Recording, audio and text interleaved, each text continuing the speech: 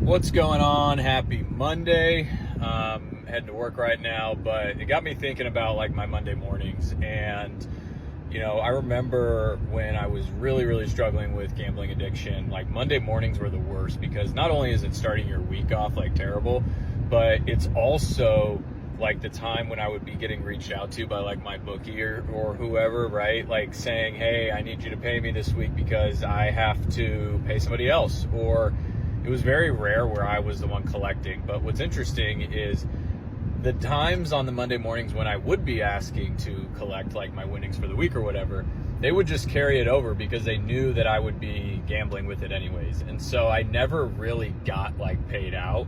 And so Monday mornings were just always the worst because I would normally have to find out or figure out a way to get money in order to pay off my debt for the week, or I would have the money and I would just pay it, but then I'd be broke for the next like few weeks, right? Like till my next paycheck. So I think that's why like Monday mornings always give me a little bit of like anxiety, but to be honest, like my Monday mornings are great now and I'm excited for the week ahead. I'm excited to plan. I played golf with some buddies yesterday to end on my weekend on a high note. And for me, it's just the very simple things and it's the little things that kind of keep me going now throughout the week. And a lot of people are struggling, and especially with NFL right around the corner, college football starts this week.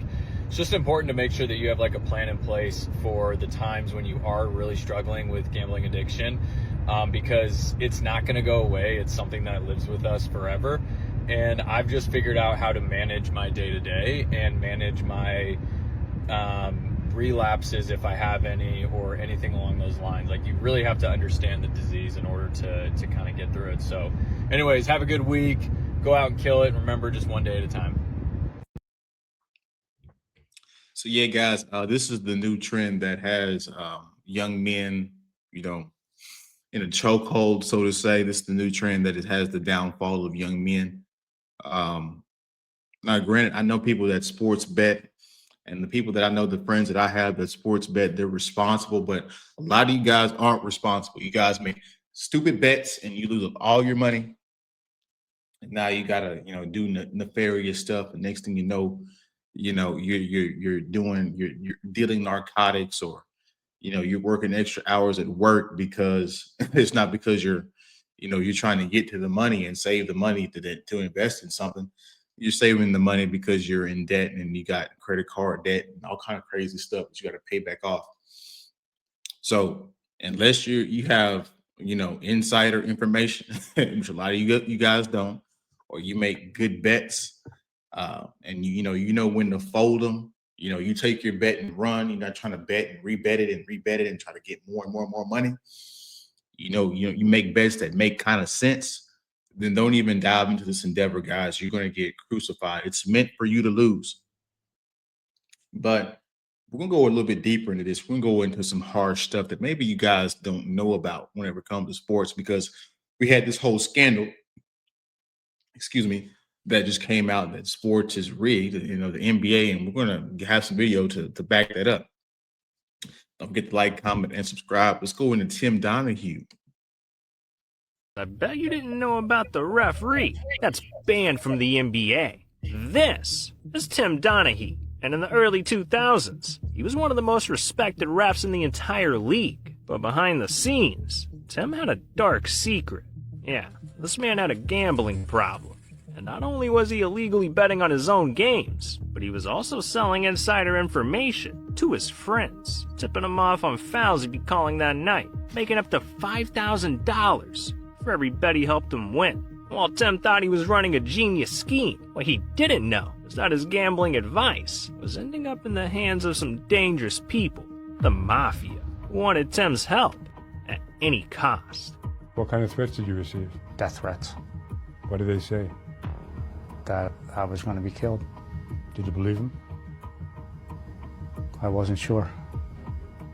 Yeah, Tim was in deep with the Sharks, and eventually, the man was swallowed whole, because in 2007, after a series of FBI wiretaps, the feds caught wind of Tim's scheme, so just a month later, he officially pled guilty to 2 felony gambling charges, leading to 15 months in federal prison.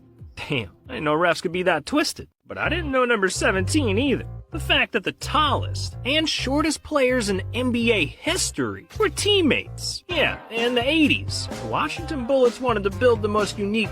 All right, so yeah, that's enough of that nonsense. But yeah, guys, they're tampering with these games. And I hate this is why I can't take sports that much as serious anymore. It's hard for me to watch it because this stuff is tampered with. And I know like not every game is tampered with of every game of every second of every game, but yeah, guys, they allow FanDuel and all these things.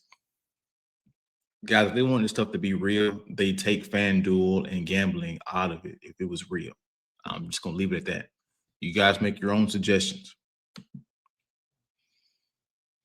On football. Let's go back because this will start from the beginning. This is pretty hard, guys. I'm not going to play this whole video, but just the first minute or two is going to be enough for you to think about and chew on. Virtually every team owner gambles on football teams? Well, I'm saying that no fewer than 26. That's NFL team owners have documented ties. Past and present NFL team owners have documented business ties to either the gambling community and or the organized crime syndicate. I'm also saying that no fewer than 70 NFL games have been fixed. Now that's pretty rough stuff. You're saying no fewer than 70 NFL games have been fixed. You mean the outcome, the point spread, what? I'm saying the points were shaved and thereby fixed. Yeah. How does this happen? Well, I first got into this about 1983.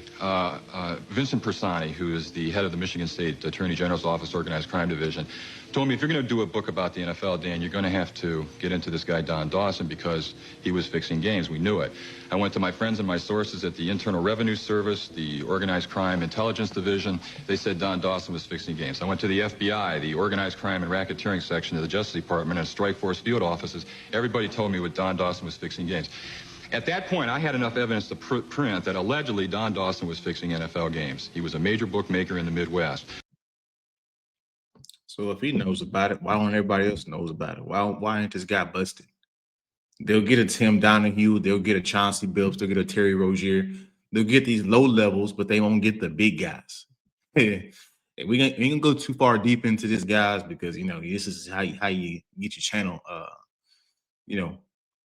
taken up. But we got to talk about the truth, right? This is truth, right? Organized truth. We're going to talk about the truth, and we're going to let this go a little bit longer. I then went to Dawson. I tracked him down. I jumped through all kinds of hoops to interview him. And when I interviewed him on about the 7th or 8th interview, he admitted to me that he had personally participated in the fixing of no fewer than 32 NFL games. How does that happen? He liked to work with the quarterback. He would go to the quarterback would come to him and say, I need some bread. What's the line on the game this week? And the bookmaker would say, you guys are favored by 6 points. And then the reply was, we're not going to cover the spread. And basically that was it.